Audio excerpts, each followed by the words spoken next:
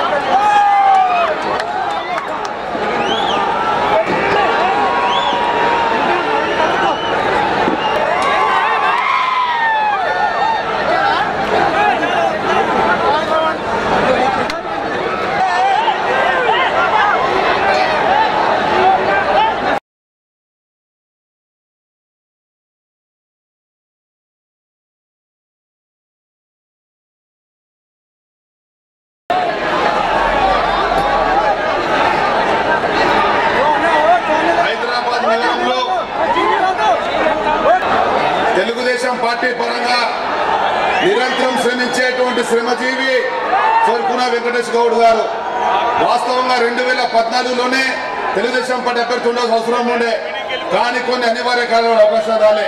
నేడు మీ ముందుకు వచ్చిండు. పెద్దలు చంద్రబాబు నాయుడు గారు దీవెనలు ఉన్నాయి, మా మద్దతు ఉంది.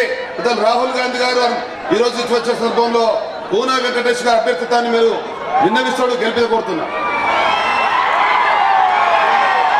పెద్దలు, మా దేవుడు, మా దైవం చంద్రబాబు నాయుడు గారికి, అదేవిధంగా రాహుల్ గాంధీ గారికి, మరి ఎల్ రంగన్న గారికి, మరి ఇంకా ఇతర పెద్దలందరికీ కూడా నా యొక్క సనత్ నగర్ కాన్స్టిట్యున్సీ ప్రజలందరి తరఫున మీ అందరికీ కూడా నమస్కారం.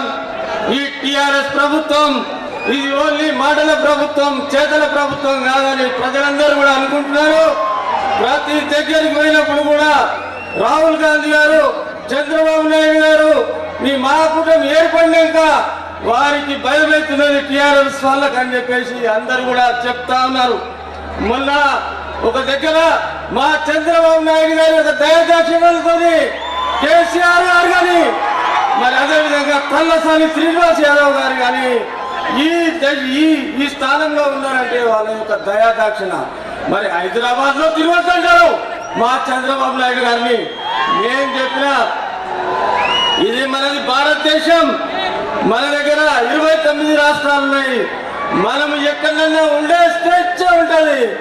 కానీ మా అధ్యక్షుల వారిని, మా చంద్రబాబు నాయుడు గారిని వారి పుణ్యాల ఈ స్టేజ్కి వచ్చి మీరు ఈ మాటలు మాట్లాడితే ఖబర్దార్ కేసీఆర్, కేటీఆర్, శ్రీనివాస్ యాదవ్ వచ్చే నెలల డిసెంబర్లో మా కూటమి అధికారంలోకి రాబోతున్నది, మీ సంగతి ఏందో చెప్తామని చెప్పేసి చాలా మంది కూడా చెప్పడం జరిగింది. మా అన్నా శశిధర్ రెడ్డి గారు ఎన్నో అభివృద్ధి కార్యక్రమం సనత్ కాన్స్టిట్యున్సీలో చేయడం జరిగింది. మరి ఈ శ్రీనివాస్ యాదవ్ వచ్చి ఏం చేసింది లేదు, మాటలు చెప్పుకోమే. ప్రజలందరూ కూడా భయోప్రాంతాలను చేసి వాళ్ళను ఇబ్బంది పెడతా ఉన్నారు. తప్పకుండా మీ అందరి ఆశీర్వాదంతో నన్ను గెలిపియండి. మీరు ఎక్కడ కూడా భయపడవలసిన అవసరం లేదు. మా కూటమి గవర్నమెంట్ వస్తున్నది. తప్పకుండా మీ అందరికీ మా అండ ఉంటుంది. మీరెవ్వరు భయపడవలసిన అవసరం లేదు. ఈ అవకాశం ఇచ్చిన పెద్దలకు నా ధన్యవాదాలు తెలియజేస్తున్నాను. R11 ఛానల్ ని లైక్ చేయండి, సబ్స్క్రైబ్ చేయండి, కిందనున్న గంట సింబల్ ని ప్రెస్ చేయండి.